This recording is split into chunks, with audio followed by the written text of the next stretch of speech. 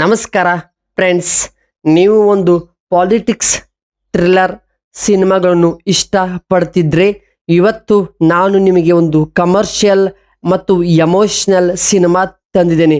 ಇವತ್ತು ನಾನು ರಿವ್ಯೂ ಮಾಡುತ್ತಿರುವ ಮಲಯಾಳಂ ಇಂಡಸ್ಟ್ರಿಯಿಂದ ಬಿಡುಗಡೆ ಆಗಿರುವ ಪ್ರತಿ ಛಾಯ. ಈ ಸಿನಿಮಾ ಈಗ ಕನ್ನಡ ಭಾಷೆಯಲ್ಲಿ ಡಬ್ಬಿಂಗ್ ಆಗಿ ಓ ಟಿ ಟಿಯಲ್ಲಿ ಕೂಡ ಕಾಲಿಟ್ಟಿದೆ.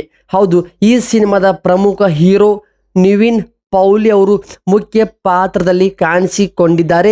ಈ ಸಿನಿಮಾ ಈಗ ಓ ಟಿ ಟಿ ಅಂದರೆ ಜಿಯೋ ಹಾಟ್‌ಸ್ಟಾರಲ್ಲಿ ಕೂಡ ಬಿಡುಗಡೆ ಆಗಿದೆ.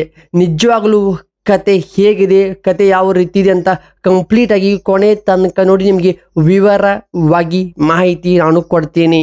ಇಲ್ಲಿ ನಮ್ಮ ಹೀರೋ ಒಬ್ಬ ಜಾನ್ ವರ್ಗೀಸ್ ಸಾಫ್ಟ್ವೇರ್ ಉದ್ಯಮಿ ಆಗಿರುತ್ತಾನೆ. ಅವನ ತಂದೆ KN ವರ್ಗೀಸ್ ರಾಜ್ಯದ ಪ್ರಭಾವಿ ಮುಖ್ಯಮಂತ್ರಿ ಆಗಿರುತ್ತಾನೆ. ಆದರೆ ಒಂದು ದೊಡ್ಡ ಹಗರಣದಲ್ಲಿ ಸಿಲುಕಿ ರಾಜಕೀಯ ಜೀವನಕ್ಕೆ ರಾಜೀನಾಮೆ ಕೊಡಬೇಕಾದಂಥ ಒಂದು ಪರಿಸ್ಥಿತಿ ಎದುರಾಗುತ್ತದೆ.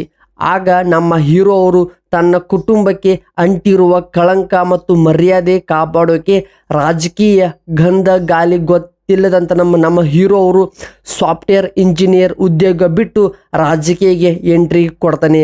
ರಾಜಕೀಯಕ್ಕೆ ಎಂಟ್ರಿ ಕೊಟ್ಟ ಬಳಿಕ ಬದಲಾವಣೆ ಮಾಡ್ತಾರಾ ಅಥವಾ ಇಲ್ಲ, ತಮಗೆ ಅಂಟಿರುವ ಕಳಕವನ್ನು ಅದನ್ನು ತೆಗೆದು ಹಾಕ್ತಾರಂತ ನೀವು ಸಿನಿಮಾದಲ್ಲಿ ನೋಡಬೇಕು. ಸಿನಿಮಾ ಜಿಯೋ ಹಾಟ್‌ಸ್ಟಾರಲ್ಲಿ ಕನ್ನಡ ಡಬ್ಬಿಂಗಲ್ಲಿ ಕೂಡ ಡಬ್ಬಿಂಗ್ ಆಗಿದೆ.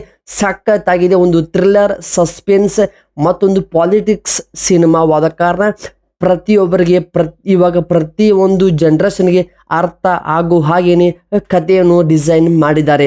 ಹೌದು, ಪ್ರೆಸೆಂಟ್ ರಾಜಕೀಯದಲ್ಲಿ ಏನೆಲ್ಲ ಒಳಸಂಚಿಗಳು ನಡೆಯುತ್ತವೆ, ಅದನ್ನು ಹೇಗೆ ನಾವು ಜನಗಳ ಮುಂದೆ ತರಬೇಕು ಅನ್ನೋದು ಸಿನಿಮಾದ ಒಂದು ಪ್ರಮುಖ ಕಾನ್ಸೆಪ್ಟ್ ಆಗಿದ್ದು ಕತೆ ನಿಜವಾಗಲೂ ವರ್ಕ್ ಆಗಿದೆ.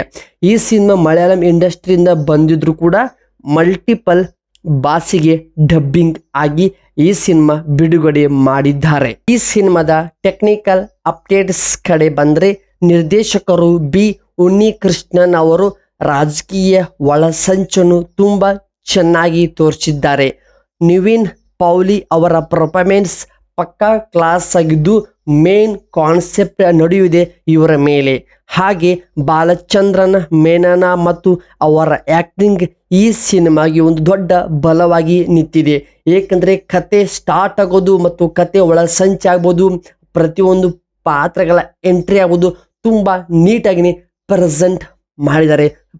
ಪ್ರತಿಯೊಂದು ಟ್ವಿಸ್ಟ್ ಎಲಿಮೆಂಟ್ ಕೂಡ ಸಖತ್ತಾಗಿ ಪ್ಲೇಸ್ಮೆಂಟ್ ಮಾಡಿದ್ದು, ಅಲ್ಲಿ ಕೊಟ್ಟಂಥ ವಿವರ ಕೂಡ ಸಿನಿಮಾಗೆ ಒಂದು ತೂಕ ಕೂಡ ನೀಡಿದೆ.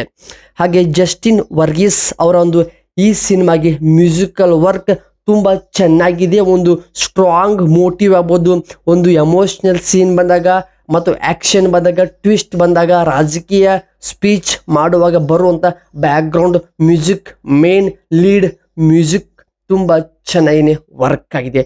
ಒಟ್ಟಿನಲ್ಲಿ ಒಂದು ನೀವು ಪಾಲಿಟಿಕ್ಸ್ ಮತ್ತು ಎಂಟರ್ಟೈನ್ಮೆಂಟ್ ರಾಜಕೀಯ ಸಿನಿಮಾ ಇಷ್ಟಪಡ್ತಿದ್ರೆ ಪ್ರತಿ ಛಾಯಾ ಸಿನಿಮಾ ನಿಮಗೆ ಬೆಸ್ಟ್ ಆಪ್ಷನ್ಸ್. ಇದು ಜಿಯೋ ಹಾಟ್‌ಸ್ಟಾರಲ್ಲಿ ನಿಮಗೆ ಉಚಿತವಾಗಿಯೇ ಸಿನಿಮಾ ನೋಡೋಕ್ಕೆ ಸಿಗುತ್ತದೆ. ಸೊ ಇದು ಆಗಿತ್ತು ಪ್ರತಿ ಛಾಯಾ ಸಿನಿಮಾದೊಂದು ಸಣ್ಣ review OTT updates video. So ನಿಮಗೆ ಈ ಕಂಟೆಂಟ್ ಇಷ್ಟವಾಗಿದ್ದರೆ ಸಬ್ಸ್ಕ್ರೈಬ್ ಮಾಡೋ ಮುಖಾಂತರ ನೀವು ನಮಗೆ ಸಪೋರ್ಟ್ ಮಾಡಿ. ಹಾಗೆ ಧನ್ಯವಾದಗಳು.